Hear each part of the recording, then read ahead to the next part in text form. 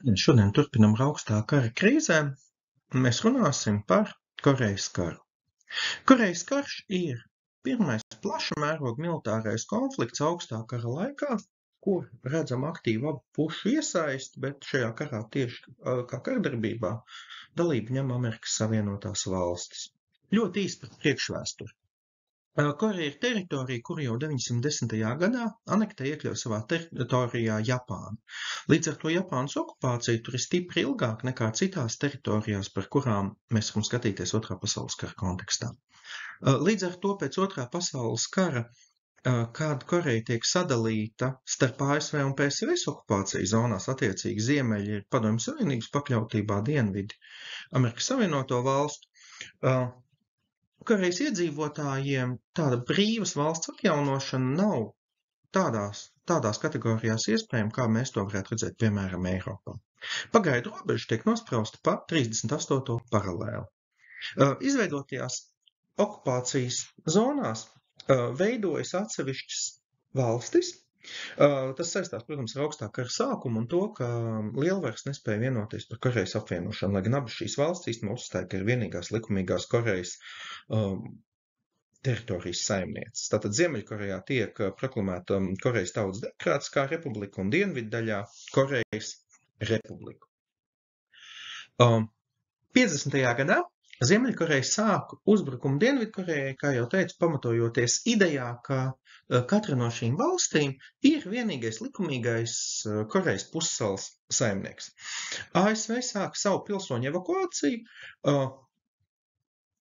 bet tā kā pastāv uz ideja, ka šis Ziemeļkorejas uzbrukums ir agresija, tad ASV izdodas panākt, ka apvienoto nāciju organizācija iesaistās un sāk veidot aliansi cīņai pret Ziemeļkoreju, kuru vadīs jau minētās Amerikas Savienotās valstis.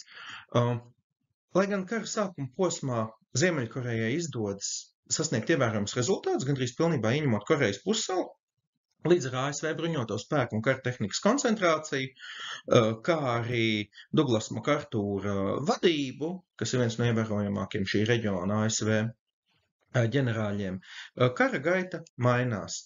Un attiecīgi jau salīdzinoši īsā laikā izdodas ne tikai atgūt pazaudēto, bet Dienvidkorejas armijai kopā ar ASV un citiem ANO spēkiem izdodas ieiet dziļi Ziemeļkorejas teritorijā, praktiski sasniedzot Ķīnas robežu.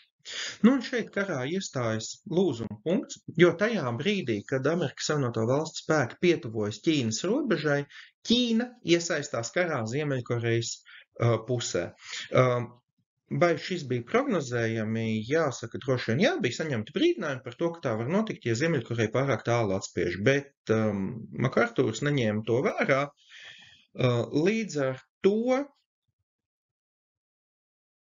karā aktīvi iesaistās milzīgi ķīniešu spēki, kuriem kopā ar Ziemeļkorejas armiju izdodas atspiest Dienvidkorejas armiju un ANO spēkus līdz pat šai minētai 38. paralēlē, kur nostiprinās frontes līniju un sākas kaut kas līdzīgs pozīciju karam, kā to mēs varējām redzēt Pirmā pasaules kara laikā.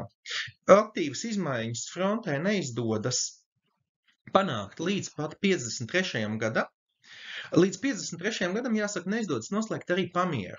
Un viena no versijām par to ir tāda, ka šis ir pirmais lielais karš, kurš notiek īstenībā vēl Staļina dzīves laikā. 53. gadā mirst Staļins, līdz ar to kļūst vieglāk uzsākt miera sarunas un izdodas 53. gadā noslēgt pamieru.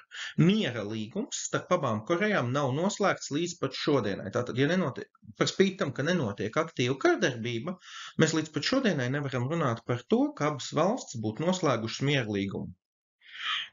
Ziemeļkorejā joprojām pastāv komunistiskais režīms, un tas ir uzskatāms par vienu no totalitārākajiem komunistiskajiem režīmiem, mūsdienu pasaulē vispār par vienu no totalitārākajiem režīmiem. Pašreizējo notikumu gaismā mēs varam redzēt arī to, ka Ziemeļkorejas ārpolitika ir gan pietiekami agresīva, gan vērsta uz jaunu konfliktu radīšanu. Labi, paldies!